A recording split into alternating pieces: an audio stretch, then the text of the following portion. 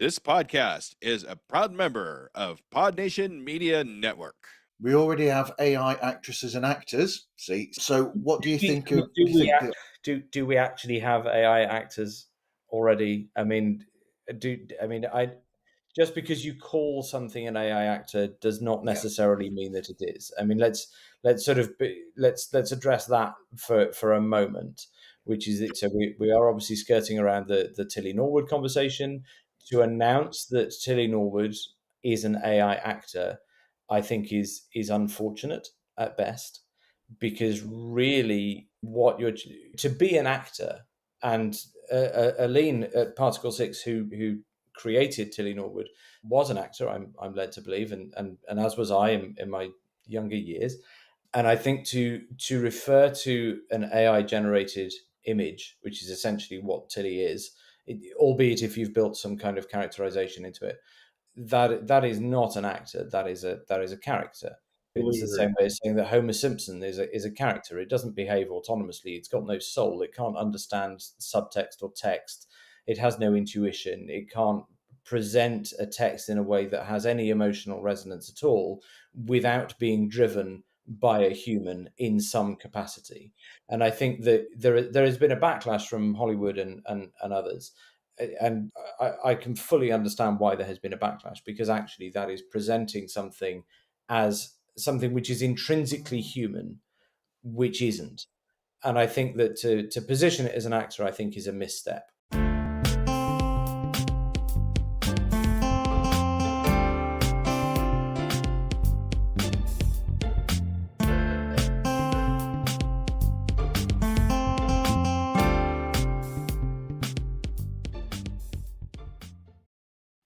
Hello and welcome to Pods Like Us. I'm Martin Quibell, known to my friends as Marv, and this time for a special episode, I'm joined by four friends of mine who work, well, they're going to all explain to you now what their jobs are and how they work in the industry of media and podcasting. First of all, to my friend Benjamin Field. Hi, I'm Benjamin Field. I'm the CEO of Deep Fusion Films based in the UK, and we were responsible for the Virtually Parkinson podcast, which launched at the start of the year.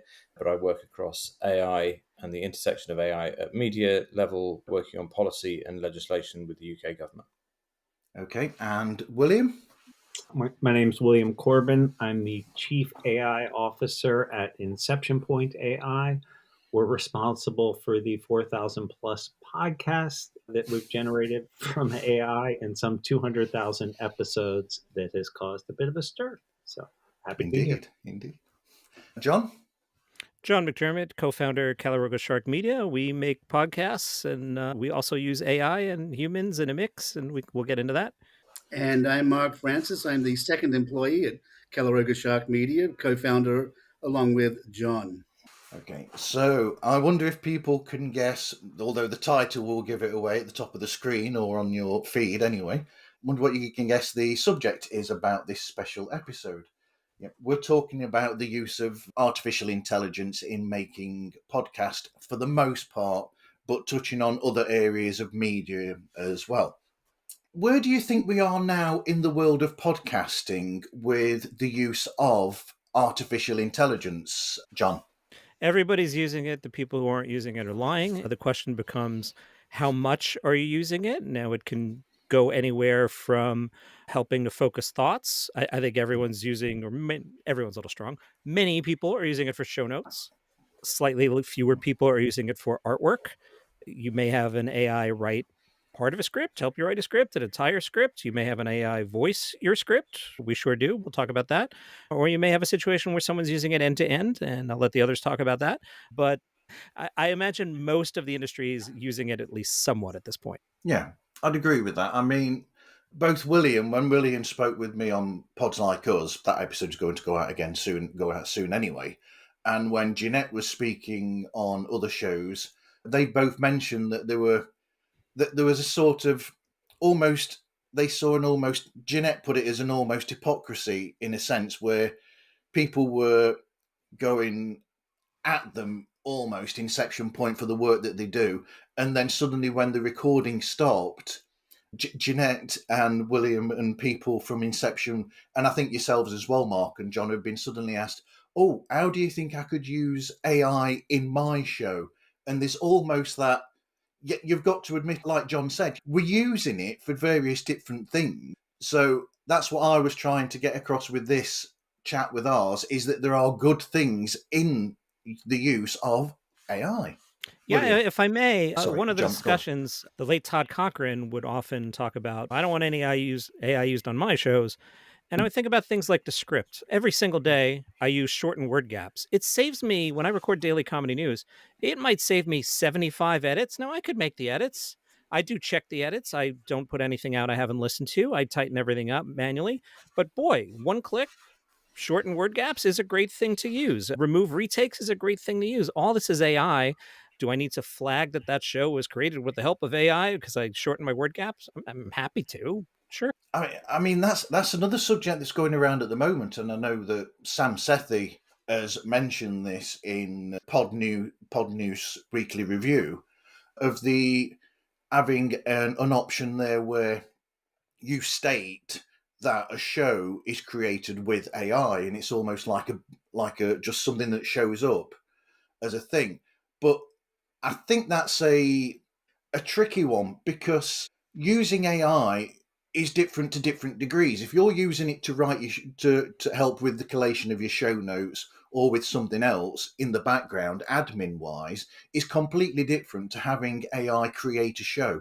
Don't you think, Mark or Ben? I mean, the only thing I was going to say in there was that from a policy perspective, obviously the EU AI Act has a piece of advice on this, or stronger than advice. It's coming in next year, which is that anything that is made, any form of entertainment or media that is public facing, that is made with AI, needs to have transparency over it that it was made with AI. Now, obviously, that is something that dictates what can be shown or played out in the EU. But of course, anything that's made in the US and is played in the EU will have to comply with that. Now, how that's going to be implemented and sort of managed is anyone's guess. But actually, the breadth, and I think it's Article 15 of the EU AI Act, I think, but I could easily be wrong on that. So probably best to get ChatGPT to check it for me. But if we could, when you look at that, that's actually too broad, because what we're finding is that having to put on, exactly as you were saying, John, the fact that you've used AI to remove gaps, actually you're sort of putting doubt in the minds of your audience, actually what is real and what isn't. So I completely understand that there does need to be a level of transparency for where we are right now, because the industry is in, audiences and the industry are in a state of flux, and there is concern over what AI means for the future of entertainment or the future of jobs, which is actually what it actually boils down to. Is it's a fear of losing one's ability to earn. But that means that the rules that are coming in, unfortunately, are a little bit too broad, and they're a little bit too knee-jerk, because there is nuance necessary in the conversation that is currently missing. Yeah, just to go off of what Benjamin said, I totally agree, because there was, I forget what country it was, that had a quick knee-jerk rule. It's no AI in media. An X-ray is media, and AI is saving lives in a lot of cases in the medical world. So and then they had to pull back. Oh, no, medical imaging's fine. So I think I said this to Martin. I think a lot of the discussion we're having currently in 2 years, we'll look back on and be like, God, can you believe we were debating this or discussing this? Because it is going to be so ubiquitous. And we always disclose that we try to always disclose that all of our, not all of them, but the podcasts that are end-to-end AI, we don't just disclose it. We almost proudly put it out there as a badge, because those podcasts wouldn't exist had it not been for AI. They're just economically not feasible for a human to do. We actually cover the EU AI Act daily. For somebody to set up a microphone and record a quick bit about that for 3 minutes, they'd be losing so much money, but people listen to that podcast. And I would hate to prohibit somebody from getting that content where they want it just because somebody's mad that we're using AI.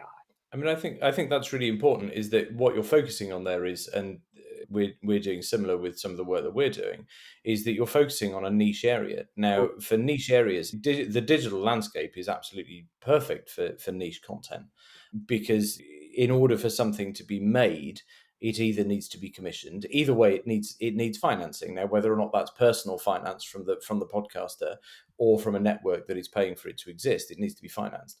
And what people don't necessarily always understand is the fact that the commissioning landscape is always about risk mitigation. So it is all about making sure that you get the most amount of eyeballs on for your buck, for your dollar, for your pound, whatever it is. You need to absolutely make sure that that is generating revenue from somewhere. And it is very difficult to generate revenue if what you've got is an overhead. And especially within podcasting, it's fair to say. So if you're making niche content that wouldn't exist otherwise, then that is additive to the sphere. It isn't reductive. It's not the fact that that would be taking a job away from somebody else, because actually in the real world, that job would never have existed. So it is additive. Now, I'm not suggesting that that is the case for every AI podcaster out there, and I'm sure that there are some ones that are passing off as genuine and you just wouldn't know, and it's covering topics that would otherwise be covered by a human. But I can absolutely see that the digital world is perfect for niche content. Yeah. You mentioned Sam and James and their show and their argument over AI tagging. Yeah. Excuse me. And what they had mentioned, Sam had mentioned that I want to put an AI tag on everything and filter it out, and people be able to see that this show contains AI. And James was against that argument. But it comes down to what percentage or how much AI you are using in it, and just being transparent with that use. We're on our website, we say we're an AI podcasting company. We're very open about what we do. We jumped on this a couple of years ago when we formed the company, because we're two guys and we want to put out a business. We want to make a business. We want to make money. And to be two people with two voices, you can't do 40 shows. So we have to dive into AI and the voices available to us and the other tools available to us to produce these shows. But we have a very human element behind ours and our AI production. We write the shows, we edit the shows, we add sound design and music, and we add effects and show scripts and artwork. If a show is 90% done by a human, but you add an AI voice to it, it suddenly becomes taboo, even though it's one very small percentage of AI in that show. And that's where I think we're finding a bit of trouble, is being labeled as an AI slop or that kind of show, just because the voice is AI. So what we do now is we put a lot of effort into our voices as well. And I think you'll find if you go to Caloroga Shark and you listen to a few shows, you're going to find them sounding very human. They're very tweaked and they're very massaged, and we put a lot of work into them. But it's that if you do 90% of your work with AI on a show and 10% is your voice, how does that make your show better than the 90% human we put into ours? It's misinformation, isn't it? Is that people listen to, or they hear the term AI and they sort of assume that AI is not artificial intelligence but autonomous intelligence. And they assume that there's no craft or skill involved in curating a show that has AI in it. Whereas actually the ones that I find to be the best are actually where you're using all of the tools at your disposal.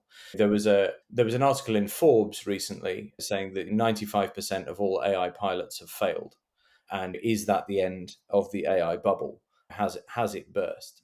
And in my mind, I looked at that and went, thank God for that, because actually the bit that is causing that 95% failure is because everybody thinks they're now an expert. Which isn't that the internet in a nutshell, of course. But, everybody thinks they're an expert just because they can create 5 seconds of something on an AI platform. No, that is not where the craft and the skill comes. In order to get audience retention, you need to understand what it is to build an audience in the first place. How do you build that show? And that isn't something you can get from just sticking something into a prompt. The worry, of course, that people have is that is the destination. That is where we're going, is that AI will eventually be able to craft it without human intervention. And let's be honest, one day it might get there. And if it does, then great. But humans, as a creative sort of industry, if you like, in order for all of the jobs to be wiped out of the creative sector, that would require a level of passivity that has hitherto been unknown for the creative sector, because everybody who's in it is not in it to roll over and die. They're in it because they'll look at something and go, oh, look, a new way of expressing myself. So it'll be involving all of these new tools that come out. In exactly the same way as you, John and Mark, you've looked at that and gone, right, I want to create all these podcasts, but we are just two people. What is the best way for us to be able to create all these? You're doing all of the grunt work and putting the research in and whatever tools you're using in order to do that. But in order to make this work for your audience, you're not just using your voices, you're making them bespoke to the content you're making. So I think to call that AI slop is wholly unfair. Yeah, I get mad at the AI slop term, and I have a couple proof points of where it really upsets me. I actually did 2 podcasts that I wrote and hosted for almost 2 years. Every single morning I would wake up and lead a morning meditation podcast. One of the comments said, I really love the content, but your voice annoys me. I switched to an AI voice and I saw 7 times increase in listeners. So I improved the experience for all the people that were listening every morning. And like the comments that came in when I switched to the AI voice, people saying, thank you. And another one that I switched, I saw 3x increase called I Am GPT, which was about GPT. And I love the stat that 95% of all AI will be gone. It's like saying if 95% fails, it'll be gone, is akin to 9 out of 10 restaurants fail in the first year. That doesn't mean restaurants will cease to exist.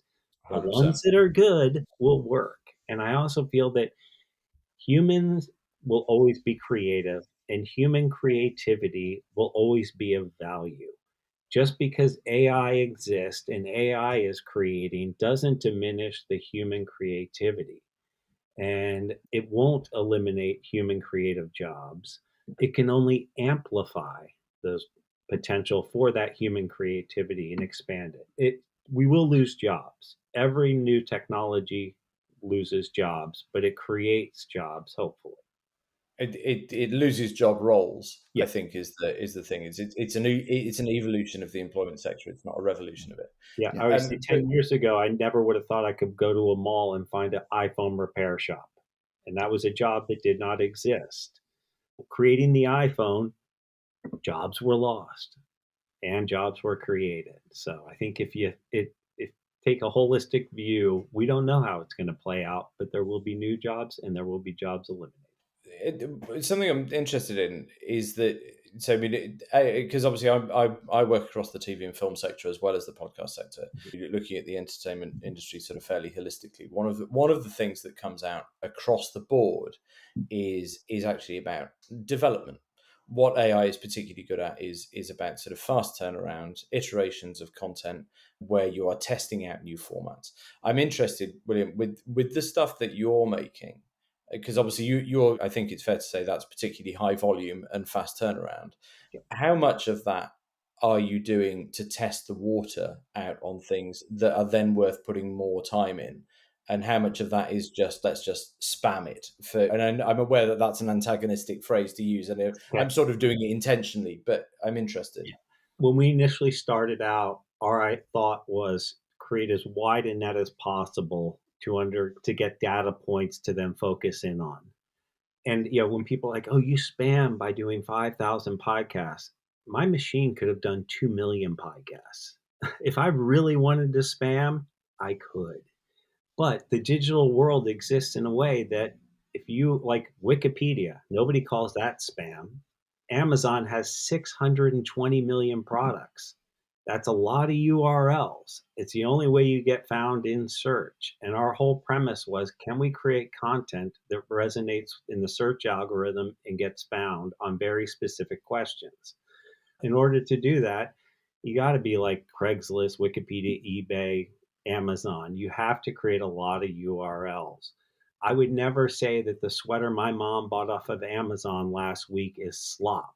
She likes it. I don't like it, but she loves it. And that's why people say, oh, you're creating slop by putting a lot of podcasts out there. The person who listens to the fishing report for Lake Tenkiller in Oklahoma, you might not like that podcast, but 300 people every single week do. So that's why I get averse to the slop term, because one person's slop is another person's shinola. It's beauty. It's And interesting though, isn't it? Because we did create a wide net, and we didn't continue making that net any wider because we had enough data points to then go after. But that's still about human creativity, isn't it? Is that people equate volume to a lack of human control or creativity, but actually what it really is, it's just an economy of scale, which we've seen in every other industry, in every other sector. Yep. Is that in order to make money, which is of course what the entertainment industry has always been about, is generating money, but now we've found a different route in, and there is a democratization. Create that system. We employed and paid a lot of people, and we pay our ecosystem builds a lot of jobs, I would say, in doing that.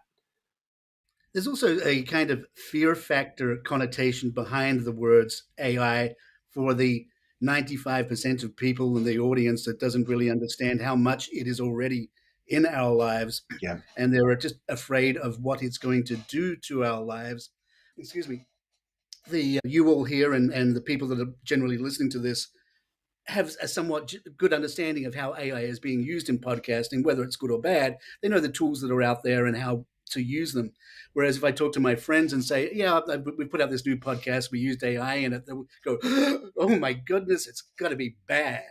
And there's a fear of not understanding the tools as well that are going into this production that people just generally don't understand.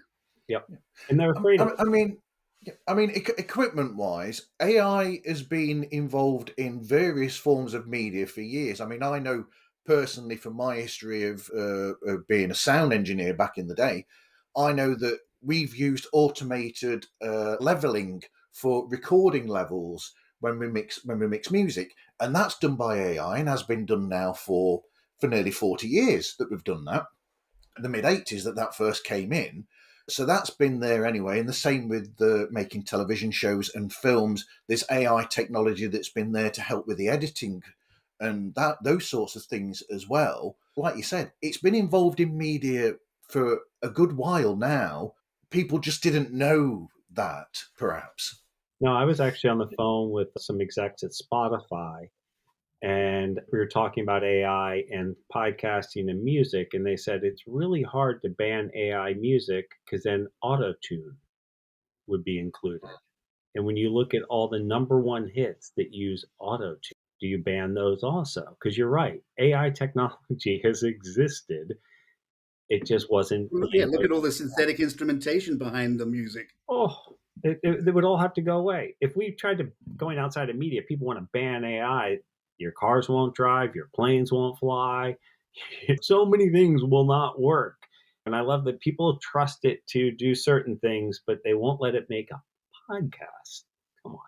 I think part of the concern is that people are worried about layoffs. Now, Mark and I have not laid anyone off. William, from what I've read from your company, I don't believe you've laid anyone off. No, so these are tools that are allowing us to build things that wouldn't otherwise exist. And I think that gets lost in the messaging.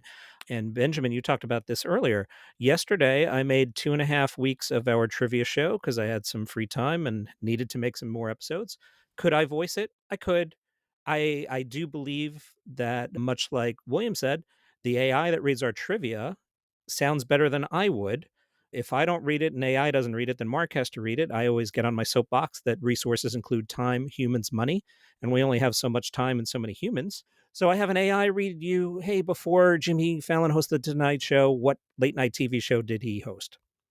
And an AI voices that. Is that breaking some implicit compact with the listener? I don't think so. But more importantly, I didn't lay off the trivia host and replace him with an AI.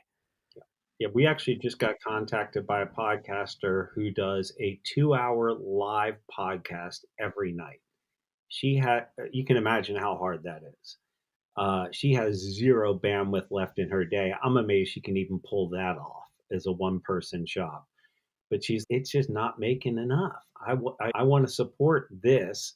Could you help me replicate or amplify myself so an AI could do additional podcasts to support me continuing to do this because I love it. It's my passion. And there I view AI as almost not a crutch, but a way to help her continue to do what she loves to do, continue to provide something that people are finding of great value, and make the economics work. I think all of this comes back to being in an industry which is financially struggling anyway. I think we have almost entered the perfect storm here, which is that the speed of improvement is something that we need to recognize. As we say, yes, AI has been involved in various industries, various sectors at various levels, but they've sort of been low lying. They haven't necessarily impacted what you see or hear. Because I mean, funnily enough, the entertainment industry has always been fixated with the humans in the role. They're not bothered about what cameras are being used and how many people have made the cameras and where those cameras are being made and where's the microphone being made, which are all additional jobs that are supplementary to the ecosystem. But of course, over the last, let's say, 5 years since COVID, we've seen the industry has a massive downturn.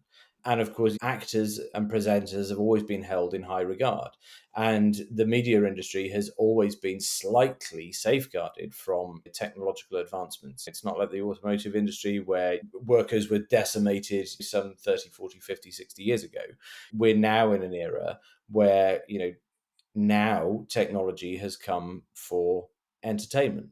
And of course, that seems to have had some kind of visceral effect on audiences where you go, oh my God, if they come for the actors, they'll come for me as well. Because historically, they've always been on a pedestal somewhere. They're untouchable.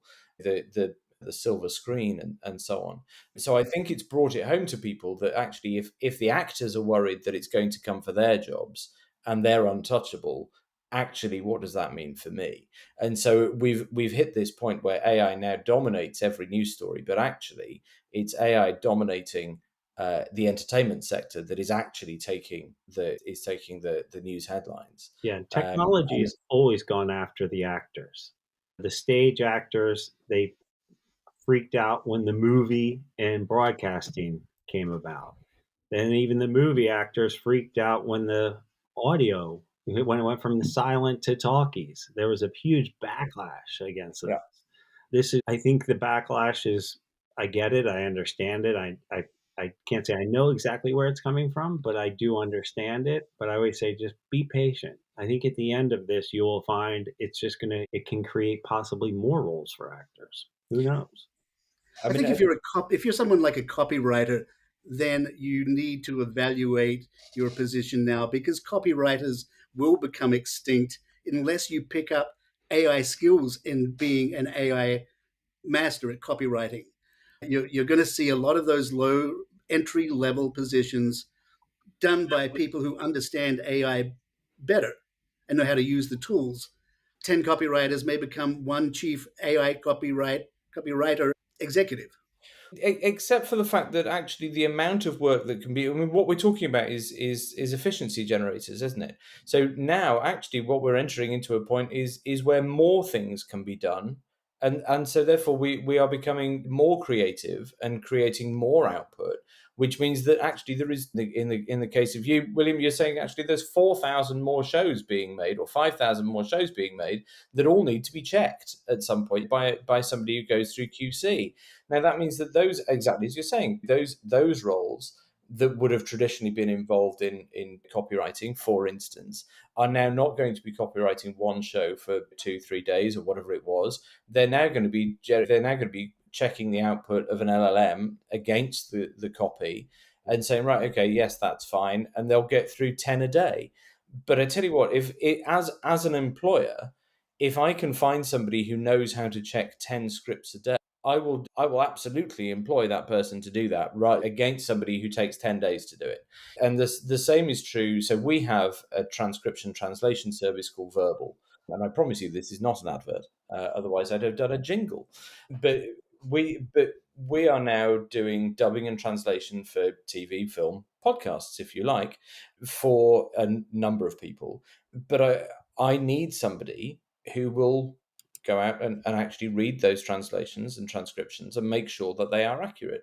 Now, we are able to provide that as a service at a cost that would have been otherwise prohibitive. This is now shows that are being translated into multiple languages, which would never have been translated before because they just wouldn't have been able to afford it. The economy around reversion content wasn't sustainable to be able to go through that model and hire people of that native language to dub it and go into the studio and all the rest of it. However, they can afford to have these TV programs from films be translated into other languages via an AI assisted service. And then as part of that system, we have a human in the loop who goes and reads all the transcripts and makes any amendments that need to be made and then outputs it again. And so what we're finding is that AI across the board is providing new opportunity. But what's really important is, and I think everybody is missing this, and I'd be really interested to know from the rest of you, is anybody doing anything that is completely autonomous? Or are you all employing somebody? Because we've found so when Virtually Parkinson came out at the start of the year to now, we've grown from a team of 3 to a team of 12. Because actually, we are now being inundated with requests to do more with less. And these are all people being employed on a pretty good salary. And they're all full-time employed. It's not short-term contracts. I mean, all right, I think we've got one on a short-term contract, but these are good salaries. And so what we're finding is that with the digital market, we're saying that good quality content will rise to the top, or the economy of scale will mean that shows that have a niche capability, niche levels of interest will find their audiences, but you need more of them in order to generate the same kind of money. Which means that if we can create shows, whatever it is, at scale, then we can provide for this new digital landscape in a way that we couldn't do before. So this is about a shift in the industry, not about a complete revolution of it. We do have some fully autonomous. It takes a human to create it. And we're hiring copywriters. We just call them, it's the modern version of it, prompt authors. The modern copywriter is a prompt author. And we need every single prompt author we can possibly find. The more prompt authors we get, the more content we create. And even in the autonomous, there is still humans. I need a human, even on our autonomous, constantly QCing these things. And then once the bug is found, we require a prompt author to remedy it. We try to remedy everything in the prompt, not in the system itself, just because it makes our lives easier at the end of the day. But William, correct me if I'm wrong, but I recall one of your interviews or one of you from the company saying that you do no human QC on most of your shows. Nobody's listening back. At a certain point, and I'll give you an example of why the human where it will actually end, and there will still be spot human QC checks. So if I do a report on or a tracker on the NVIDIA stock tracker, and then that we let that go for a little while, it gets an audience, it seems to be working, and then we'll say, let's pick 30 more stocks. And then we're using a prompt that we know is bulletproof to some extent. And we have a data source that we know is reliable. Like when we do weather, we're going to the exact same weather source as every other weatherman. And I would argue now our AI makes less errors in telling you the weather than most local weathermen will do in a given week. But so that it only becomes truly autonomous after it has been sort of tried and true, and things still go wrong. We'll get dropouts for 5 seconds here. There's just things that can go wrong, like in life. I think it's valuing humans, though, isn't it? That's the thing. It's valuing the human in the loop, because there's a skill to what you're doing. There's a skill in prompt generation. There's a skill in QCing, even if just for the first 30 episodes. What you're doing is you're building a model that works, and that is a skilled job. So what we ought to be doing is championing the skills that are coming out of this, rather than purely focusing on the output, which seems like a slightly weird thing to say, but I'm sure we'll get onto AI actors in inverted commas towards the end of this chat, I'm sure. But again, what we're looking at there is we're focusing. I think we're focusing almost on the wrong end of the AI conversation, which is that we're looking at the output and going, "Oh, it's automated. It's all easy. It's all rubbish. It's all AI slop." Whereas actually, we need to be focusing the other way and going, actually, there's some real skill going into making these, or the successful ones. There is real skill, and as we are so early on in the life cycle of AI, this is going to be around for a long, long time, folks. And there is going to be a learning curve that takes place in this arena. And we have to recognize that there is going to be growth, and early adopters are allowed to get it wrong, but we are going to grow, and that skill set is going to prove very, very valuable. William, I have a question again, and I'd like to point out to the audience, and I'd like to thank all of you. This has been calm. Nobody's screaming. Nobody's talking over each other. One of the concerns I've had is in a universe where infinite AI is making an infinite number of podcasts, we will drive the programmatic advertising down to zero. Earlier in this conversation, you talked about having the ability to make more and choosing not to. I'd just be curious your thoughts on at what point are all of us making too much content that we've accidentally destroyed the market? Great question. I always revert back to one of my early starts was I was a founding member of CBS Interactive, creating websites. And I heard somebody say, "You're going to break the internet. The internet can't be broken." And anybody who knows anything about the internet knows it can be broken very easily in the way that people think it can be broken, but it just can't. I don't see a universe in which there are so many podcasts that programmatic advertising gets diminished at all. I just think that you're creating more inventory. And our inventory doesn't get sold out today. The programmatic advertised, and we're taking as much programmatic advertising as we could take. There just isn't enough to support every show out there today. So programmatics will tend to go where they're getting the clicks and generating actually sales. And I can tell you, my pollen report probably generates sales for Zyrtec. It's hitting the person at the right time. My fishing report, I guarantee, sells some lures for Bass Outfitters. It's everybody. The sponsorship model, which is what media relied on, the broadcast industry. The reason it broke is the shows just got too expensive to create, that the sponsor dollars didn't equate. I didn't create that problem. There is more content out in the world than sponsors willing to sponsor the content. And so it feels to me like it's a little bit like the Spotify analogy, which is that, so I did a panel with a guy from Spotify, I think 12 months ago, who was very excited by AI. And he was saying that it's going to be the democratization all over again. Everybody has access to make new content. And to some degree that is true. And that speaks to the Forbes argument that actually there is still craft and skill at the heart of that. And so you need to have that craft and skill. But, just because everybody can now make songs at home and release albums doesn't necessarily mean that there's too much music around. It just means that audiences need to find their niche, and music will find them when they're interested in it. That's the algorithmic sort of way that works. And then in terms of ad spend and ad revenue, what you're looking at there is sort of tantamount to the influencer model through Instagram or TikTok or whatever, which is about impressions and click rates and being able to prove that you are able to get the audience. Just because the content exists doesn't necessarily mean that somebody's going to start putting ads all over it. So I think that there's more to it than just the content existing. I mean, if you go on TikTok or any other channel, there is so much content on there that's probably never been seen by more than 5 people because the content isn't relevant to anybody. Whereas if you can make good quality content, which again goes back to the human creativity, human skill at the foreground of it, even if it's then produced by AI afterwards, there is some human ingenuity in there, then that is where value will be found.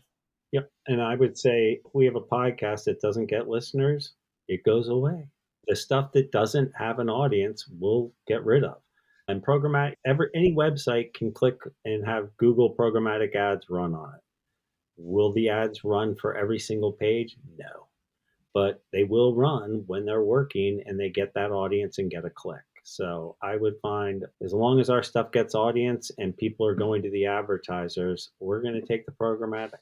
And we have a lot of sponsors calling us. So we're doing something right. I mean, when I was talking with William, I'll just get this out here because I know it's something that some people have picked up on because they knew this chat was coming on, and some other podcasters have listened to some of the shows and this, that, and the other. So we'll touch on this. Where when I spoke with William, I was talking about some glitches here and there, wasn't I, William, and pointed them out to you.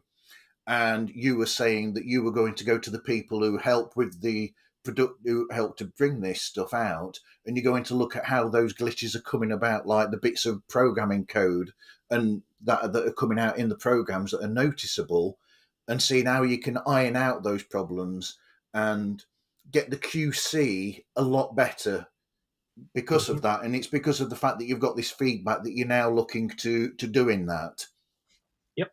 Yeah, it's quality control has been something that has been top of mind since the very beginning. It's something that as we continue to automate, we want to be able to automate that as much as possible. Ultimately, there does have to be some human involved. At least we have not found a way to eliminate the human from quality. And I think it's in any content creator, quality is always top of mind. If you watch season 1 of something that gets 10 seasons, and you having had a show that had 10 seasons, looking back at the pilot episode or season 1, I cringe. I'm like, oh my God, it's just so bad compared to season 10, because you only improve as you continue to create more and you continue to get more successful. You get better cameras, you get better tech, you get better actors. It just content evolves. And that's one of the things, especially iterative content in the digital world. We specifically are playing in the digital world. And we chose that because you do have the iterative nature and you have the ability to learn from every mistake and learn from every success. So the cost of taking risks is much lower. Yep, exactly. Yeah, we can take 1,000 at bats. The old movie model was reliant on hits. So you could only take very few at bats, and you can only produce things that you were pretty sure were going to be mass appeal. I don't care about the masses. I find I'm more interested in a person who's interested in quilting with alpaca thread or alpaca fur. That excites me a lot more than a blockbuster Marvel movie. And I'll watch the blockbuster Marvel movie, but I will also listen to or subscribe to the TikTok channel that talks about using alpaca for yarn.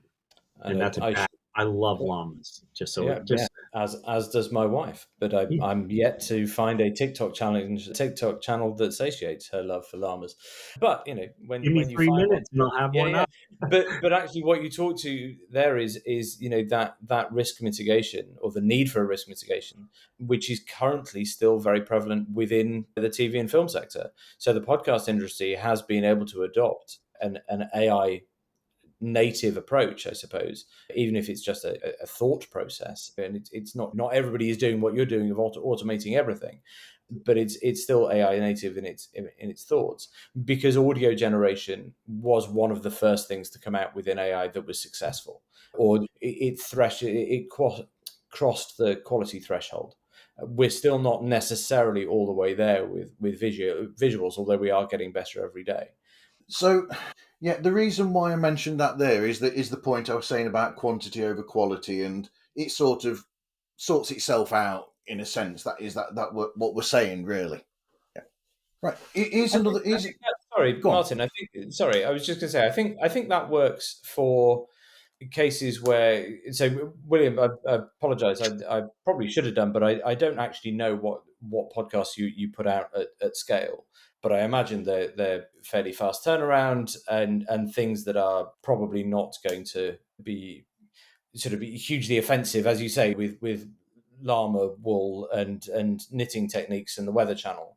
So not QCing those or allowing 30 episodes to go out and then realizing that actually they're fine and they're all pretty safe is fine. So I imagine that your docs are all kind of in that vein, because otherwise you'd need to QC them for making sure that they're safe. Yeah, we do not touch any subject like hard news. We're not going to talk about the war in Ukraine or anything where we could potentially have a fact wrong or something that would mislead somebody. And in the past, when we were casting the big wide net, some of those probably came up, and we quickly realized that is not a space that we want to play in. We try to do things that can be replicable across multiple markets, highly localized, highly niche information. That's at least that's the stuff that we've found is definitely the most popular of our podcasts. We do a lot of biographies, and AI is great at writing a biography. And then we realized that AI is not just good at writing a biography, but if the person's alive, let's update it every week. So AI has allowed us to literally create almost living biographies where humans to do that would just be too cost prohibitive. And people subscribe to those biographies. And if you love Justin Bieber, it's great. You subscribe, and every week without knowing, or every 3 days, you get a new update on what the Biebs has done. Now I also ran interactive for A&E Biography Channel and Military History Channel. So I love biographies. That's why I did it. That's the other thing. All the content we do, some human selects the title. AI will generate a gazillion titles for us, and some human actually says, "Oh, that interests me." And they pull that title, and then that becomes a podcast. Yeah, I can see how that works. So If I we mean, lucky, we would have 2 million podcasts. So, I mean, that shows the big difference between what Inception Point are doing with yourself, William, and your team, and what Mark and John are doing with Caloroga. Where, for instance, you've got the Taylor Swift show that I think is it Mark that's mainly behind the Taylor Swift show. Yeah, Yeah, and that's different.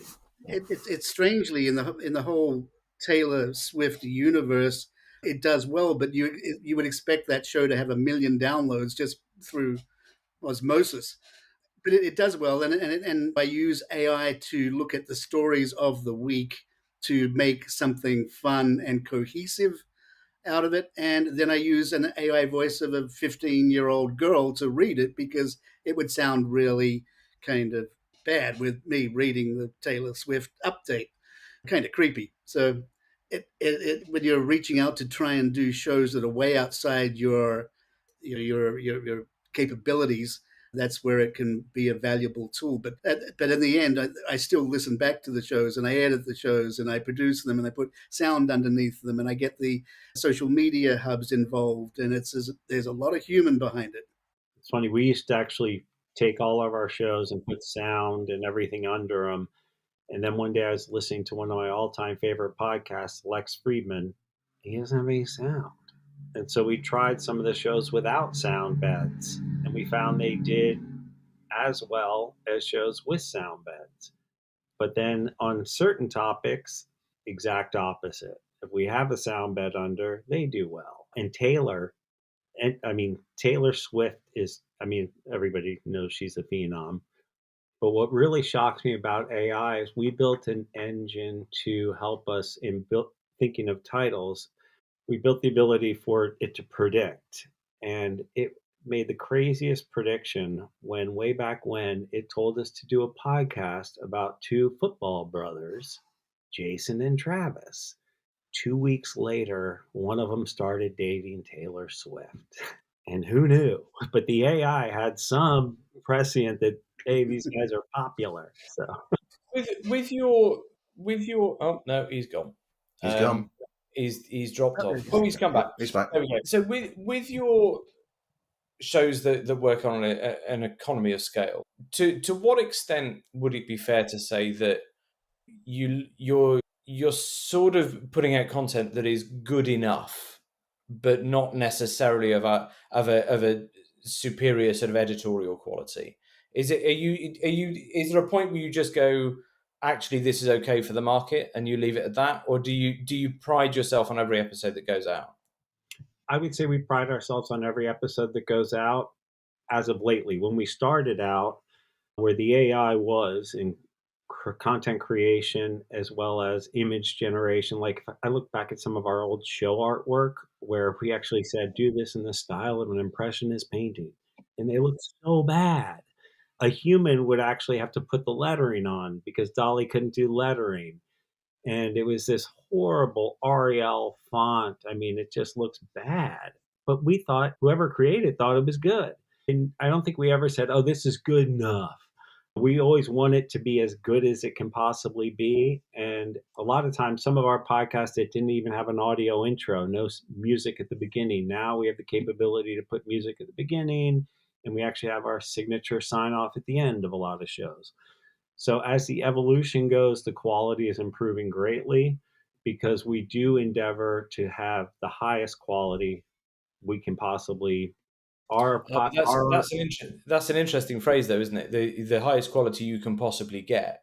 Yes. Which is that if you're producing 4,000 episodes, you can't possibly listen to them all. So at what point do you trade? Is there a trade-off of going, right, I can't get it any better because we are producing at such a scale that humans can't be involved in the loop at every point? So we will still even improve quality on the ones that have been automated, because what we'll do is in a spot check, or somebody will say, hey, you know what, let's redo all the cover arts for those, because now we can get great font lettering. We can actually have people looking forward, silhouette, or so we call it remastering. We have a whole team that spends their entire days just looking at old podcasts and saying we can improve those. Now, I'll be honest, they tend to focus on the ones that get a lot of listens and then go down. Naturally, yeah, of course. So, and sometimes things will bubble up and all of a sudden we'll be like, oh, we have a hit, what we call a hit. And we'll be like, let's get in and remaster those. We did podcasts because we realized a lot of people in this country don't know about the cabinet positions, the history of the cabinet positions, who holds those cabinet positions, and then ongoing what's happening on a weekly basis with those. We put them out. They weren't getting much. This new administration came in. They started to really bubble up. The team was on them. They remastered them all. And so yes, every day I can say there's at least one person looking at our entire catalog and saying what can be improved, what can be remastered. They'll be like, oh, that doesn't have the audio signature at the end. Let's get it on the end of all of those. How big is your catalog now? It's 5,000 plus. We've created 5,000. I'd have to tell you the actual show count that's live today, probably in the 4,300 range. We're well over 200,000 episodes total. So the impression that came out in all these stories was that you were making 3,000 a week. We drop about 3,000 episodes a week because we have that many dailies. So a stock tracker, 5 days a week, I'm doing a new episode. The weather, 5 days a week, a new episode. Daily fishing report. I'll be honest, when we originally launched the daily fishing report, it wasn't daily. It was every other day. Then we saw it go, and so we did daily. So you mentioned your hits. Is there, without telling us your most popular, but what you think is one of your greatest series that you think would be award-winning that we could listen to that isn't the llama wool episode? Don't write the llama wool episode off. I'm still holding on to that. I love the fishing reports because I fish. I also love our ski reports and surf reports. We have an example of where AI gives somebody something that be really hard for a human. You can get a surf radio and it'll tell you the surf report for Los Angeles. We go as granular now as El Porto, a single break. And 6 a.m. every morning that drops. And it's the El Porto surf report. Check it out. It's one of my favorites. And I think it is amazing because what AI is doing is taking the text feed from NOAA, which is arcane. No human could understand what that text feed means. It's like in aviation terminology, weather terminology. And it makes it actually into a really fun, interesting podcast. Space weather is one of our biggest hits. And that's just telling you what's going on in low Earth orbit. And I can tell by geolocation of listeners, it's wherever Elon Musk has launches, because they need to know what's going on in the space weather. Is it a massive audience? Nope. Is it a good enough audience? Yep. And is it great content, I would say it is awesome content. We have one that follows the James Webb Telescope. I love that one. I'm a total space geek, as you can tell. So, yeah, surf reports, our fishing reports. I think our biography flashes are great because it allows you to engage with somebody you love and continue to learn about their life as they go on through life. And you can find any of those, just type biography flash, and we have a lot come up. We're in the process of remastering those, so you're going to see some old artwork because there's 800 of them. So we're about 200 in remastering. We have about 600 to go. The remastering is a very human intensive process. And I think John would agree with me that at Caloroga Shark, we would have no problem submitting 75% of our shows for an award. Yep. We think that storytelling and the design and the originality and the elements behind it all are that good. Yeah, I would submit a lot of That's my ours. shameless plug. Thanks. Yeah, I would submit a lot of ours for an award. I mean, we have a lot of shows that rank in Apple charts in their categories. We had the #1 sports news podcast for 17 weeks running. That was beating Boomer Esiason, ESPN, all the humans.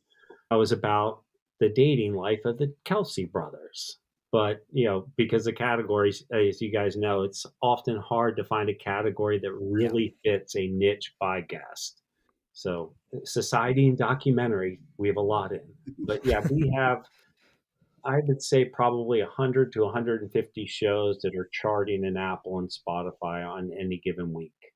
I better get this in. Sam Sethi contacted me and he said to ask you all, he said Gary V said in the future that the norm may be an AI podcast co-host.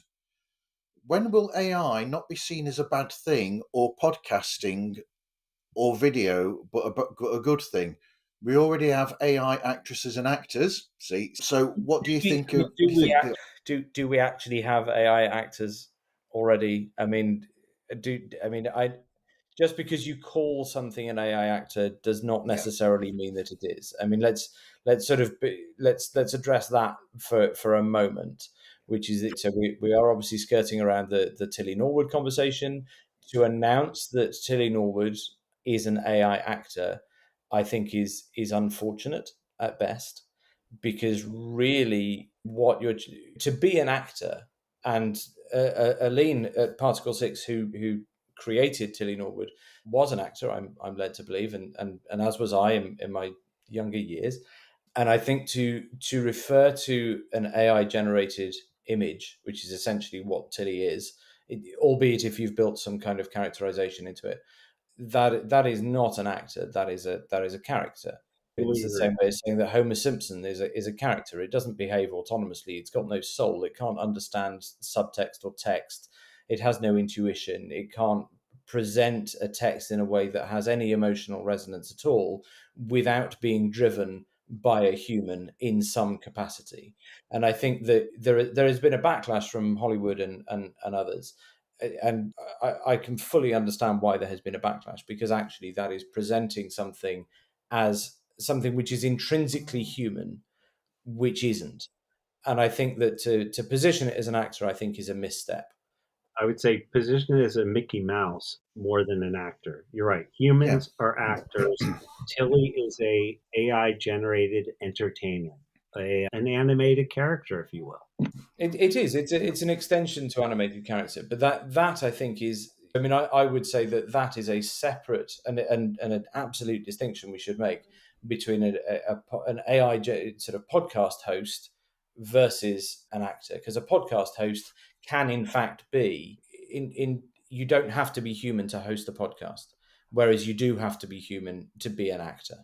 I do think there could be a future with AI co-hosts on podcasts. About a year ago, I did an experiment on Daily Comedy News. I used Audio Hijack and recorded an audio interaction. I don't want to call it a conversation, an audio interaction with ChatGPT. And the topic was, who are the top 10 comedians? And Chat would throw out a name, and that allowed Human John to react to it. And then I took the Audio Hijack, I put it into Descript. I used AI to shorten all word gaps because there were a ton of word gaps. And I put that out. I told my audience what I was doing. It got a favorable reaction. And that was a year ago. But if we go out X years, there's probably a very workable version of that where I've trained a voice that I can bounce off and argue about the Mets game or whatever, and that could work. Virtually Parkinson was in fact that.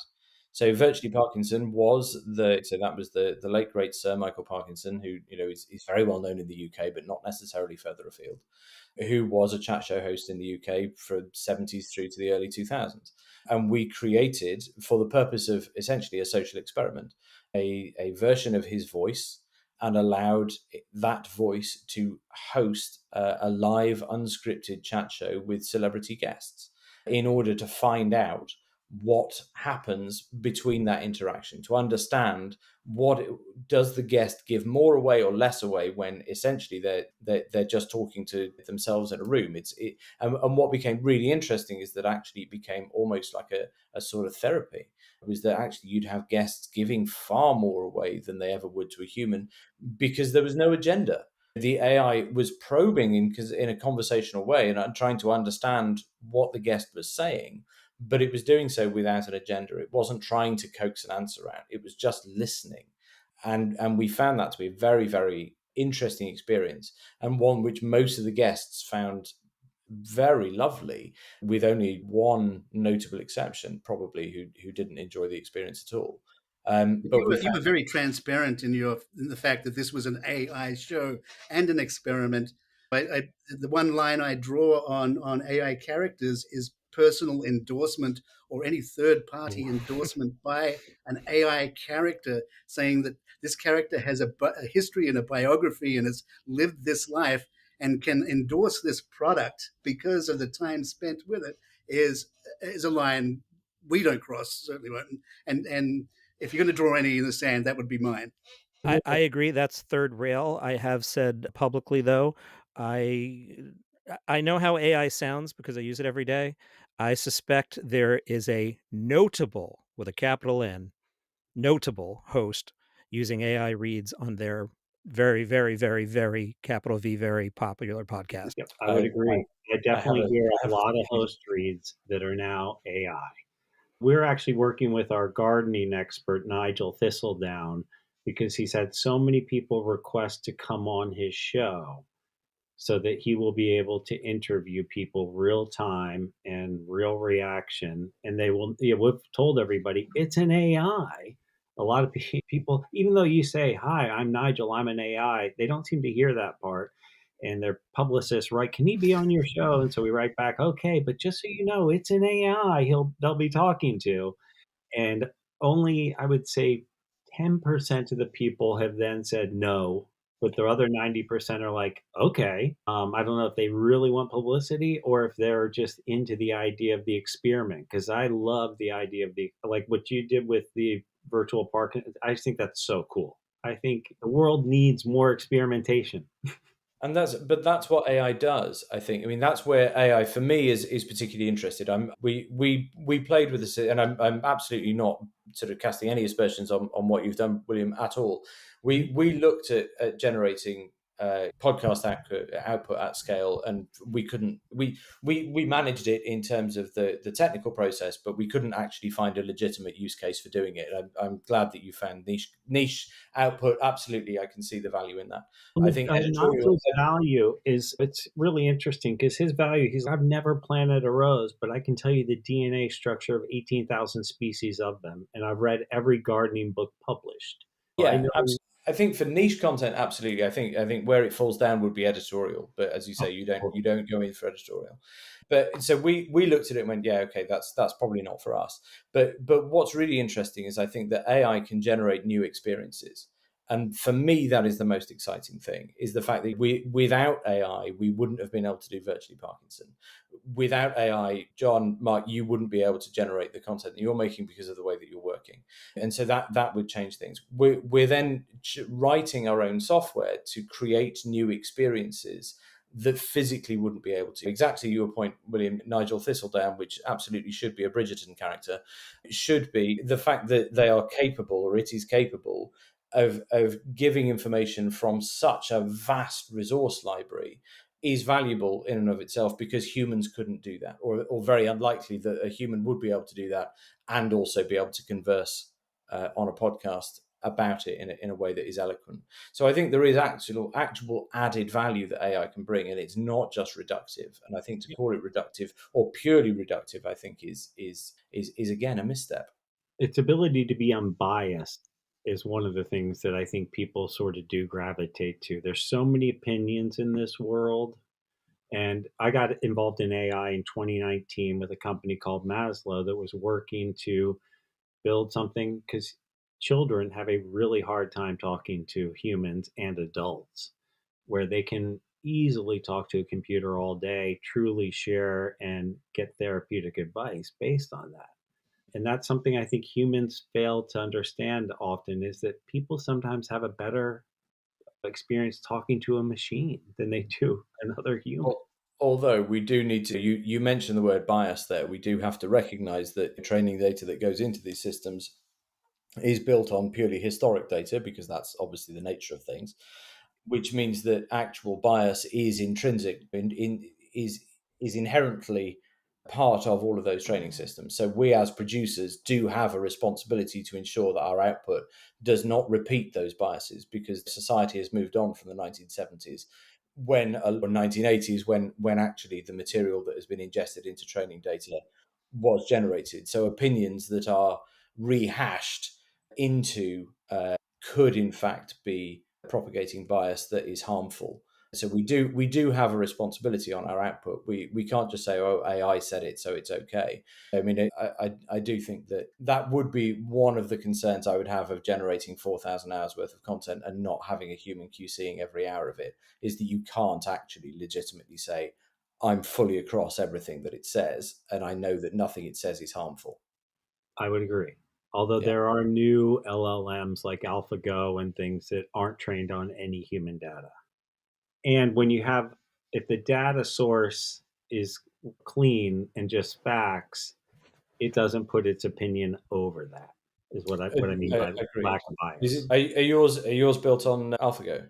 No, but we train them, we point them to data sources where it's like weather. That's a fact. Yeah, you can't argue with weather. Yeah, absolutely. Yeah. Although in the UK, obviously, we can argue with weather all the time because it's always rubbish, which seems like a really opportune moment for me to duck out of this conversation, because it is now quite late over in the UK. Just very quickly, so because it's been a question, what level are we at with AI for video? What sort of level is that at? Because I know Ben has had a lot of experience with this, and there was a really good video that he put up on Instagram about one specific instance of this. Good. You might need to tell me which one that is, Martin, because I don't know what the AI, the person who's got it's a fake person, isn't it? That's got an account on they got a TikTok account or something, and it was actually a AI person. Oh yes, I mean we are obviously moving to a point where AI visuals are becoming more hyper realistic. I don't think we're there in all counts at the moment, but certainly AI video is very good at creating videos from still images, because it uses the data that's already there. However, when you're creating an AI character from scratch, that we're not quite at a point where it looks photorealistic yet. However, the point you're making is the fact that AI catfishing, which is essentially the thing, and borderline fraud, is sort of becoming more prolific online, with people generating social media characters and purporting to be real, and then attaching a GoFundMe page to something and saying, oh, actually, I'm going to go and climb Mount Kilimanjaro for my dead cat. Please, can you donate $10 to it? And of course, none of it is real, because the AI character is not real.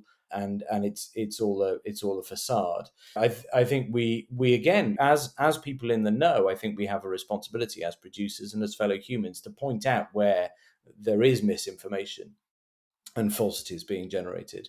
Again, we do need to be careful when we're generating voices for podcasts. We need to make sure that transparency is there, and that people know full well that they're not listening to a real person, because the human ear and the human eye needs to get used to questioning everything we see and hear. And what's interesting is the fact that people for the last 12 or 18 months have been saying that we need to put transparency of use over everything.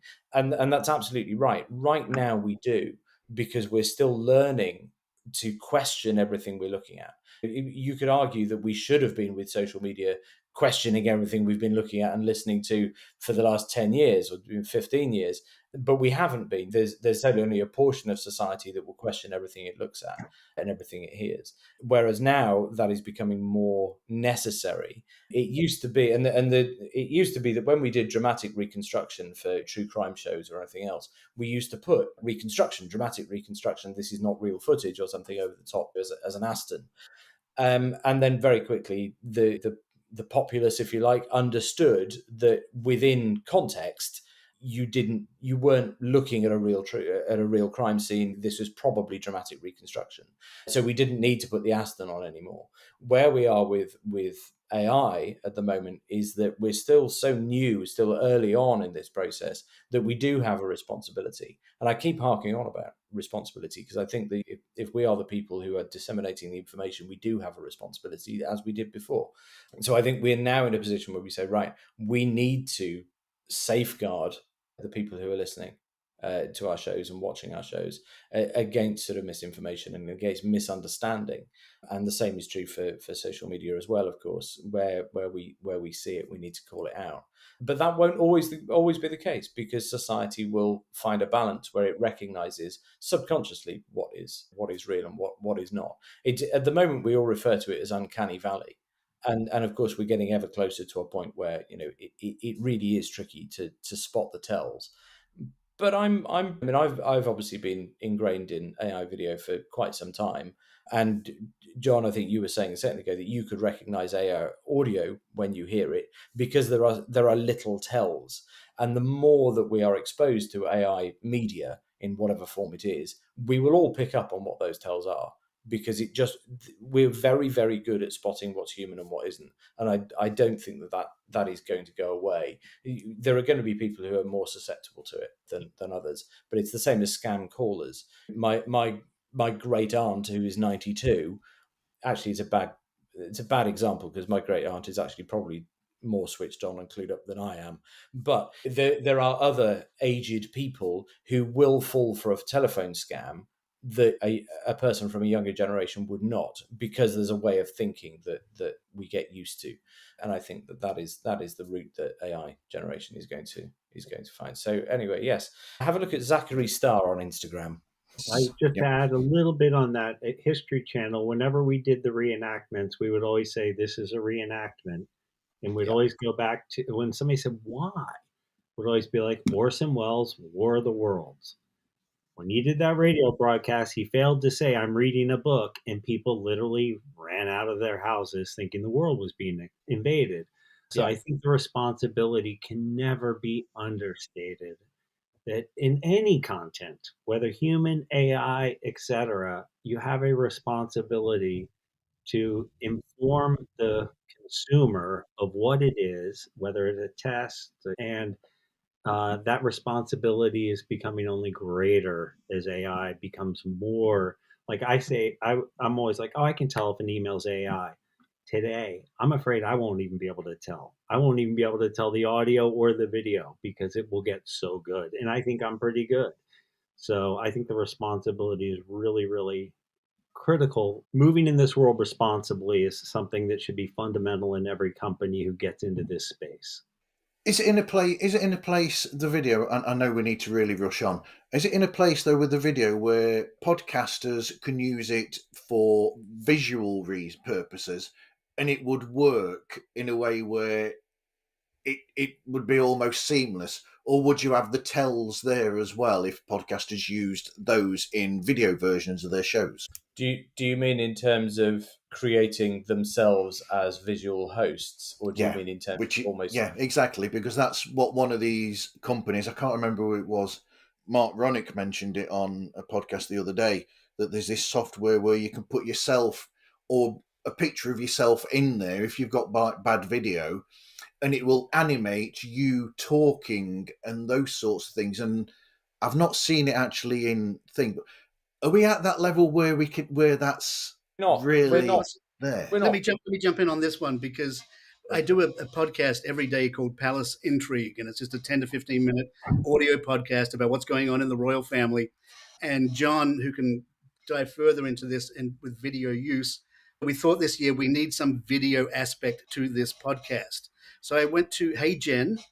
I uploaded a 2-minute video of me just sitting in front of the camera, mouthing nonsensical words. So it picked up the animations and the visual of me. I upload that to HeyGen. It processes it. And then every day now I give it my 15-minute audio file, upload it, and it comes back with me sitting in this same scene you see now, with today's podcast worded exactly like today's show is. You would pick up that it's AI because you know it's the same scene every day. But for the average listener, it sounds fine. It looks fine. It gives a visual representation. And more importantly, the only way we were able to do video is that it doesn't take up any more time than we have, because we're still two guys. So if we're going to get into the video world, it's got to be done in 60 seconds and it's got to look decent. We just can't afford the time because we also haven't seen the return on investment with video yet. So let me just clarify: the audio is Mark. It is today's podcast of Mark the human voicing it. The video is a simulation of Mark, but Mark was real at one point in the photo. And I'm not transparent there. I don't say, "Hey, welcome to this show. This is the AI me," because it isn't. And it really is me. It really is my daily voice. It's just an AI combination of elements to save time. There isn't a live version of that though, so you couldn't you couldn't do that on the fly. It has to be prepped. What I would really love in video, actually, it's not HeyGen doesn't have it, but there's a live one. But HeyGen's pretty good. I haven't seen. What I would really love to see in video for what we do is to be able to talk for 10 minutes about whether it's comedy or whether it's the Royals, and have a program put together a series of even stills or stock footage of elements that I am mentioning in the podcast. Like today at Buckingham Palace, and up pops the keyword, there's the palace, and you zoom in and out, and King Charles did this, and there's a shot of him doing this. If it can put that together and give me a nice visual representation, that would be a great AI leap. Nobody seems to be doing that. Well, except for me. So if you have a little Google of what we released last week, so we've done a deal with an archive library called Top Photo, and we've developed a system called Weaver, which looks at the archive library, looks at the script generation, and pulls the edit together for you. I'm awaiting your promotional gift coupon. Yes, of course. Yes, I'll send it in the post. He's not kidding. Mark will have a video in my inbox by 6 p.m. of your service. This is the fact that we're not offering it as a product because it's our USP. So we're doing it as co-productions and partnerships, but we're not doing it as a product because it's taken an awful long time to get there, and we're now there's an opportunity. It's exactly that. So as we were saying before, it's about scale and economy of scale. So the productions need to be cheaper. Therefore, we need to find more cost-efficient ways of doing things. There is still a human in the loop at every single stage of this new production process with Weaver, but all of the timelines are much shorter. So a traditional documentary might take us 5 weeks to produce, and we can now produce it in 5 days. And that isn't to take any of the creative or any of the research out of it. It's just the fact that we're reducing the production process. Benjamin, we need to talk later. Yes, you're more than welcome. Okay. I find AI videos super cool. It's not there yet. It's in the silent film stage. The short clip, there's so many limitations, but it's making leaps and bounds, that's for sure. And for certain applications like HeyGen, a single talking head, it does pretty great at. The lips get a little unsynced. But if you wanted to try to create a feature-length movie, you could do it with AI. It's going to take you a long time. It's going to take you a lot of money, a lot of people. But in about a year, I think a kid will be able to ask AI to make a film of elephants flying around a room, and it will do it. OpenAI, of course, is doing Critters at the moment. That's a $30 million movie. Again, talking about whether or not we're taking humans out of the process. There's no way that a $30 million movie is being made. Craft services will still be needed. Services will absolutely be needed. And we can have the OpenAI discussion another day. As you can tell, we could all chat for so much longer on this subject, but we've only got so much time. Okay, let's everybody give our contact details. William? William or William at Inception Point AI. You can also find me on LinkedIn. Please send me emails. We respond to everyone. I owe Mark you a response that you sent to info@inception.ai, but I will respond. It just takes me time. And it will be a human response written by AI. So, John? John at Caloroga.com. Also pretty active on LinkedIn these days. You'll find me there and probably in one of your threads. Yep. Benjamin? Ben? Yeah, I mean, the easiest place to find me is LinkedIn. You'll find I'm probably pretty vocal about something, normally about copyright or AI or something new and exciting we've found to talk about. So LinkedIn's probably a good place, but if you want to find me on email, I will respond, maybe a little bit slowly sometimes. Fully human response at benjamin.field@deepfusionfilms.com. Okay. And Mark? And Mark Francis, you can find me on LinkedIn. You can reach me at mark@Caloroga, CALOROGA.com. And you can go to that website and see all our programming, including some really good Halloween stuff we have for this month. It's a Halloween pop-up channel, and Ghost Scary Stories are our big hits. And if you go to themarvzone.org, you will find all of the contacts for myself. Anyway, thank you for this, guys. This was a great chat. super You're welcome. fun. Thank you. Thanks, guys. And thank you, everyone, for listening. And hope you listen again to another episode of Pods Like Us.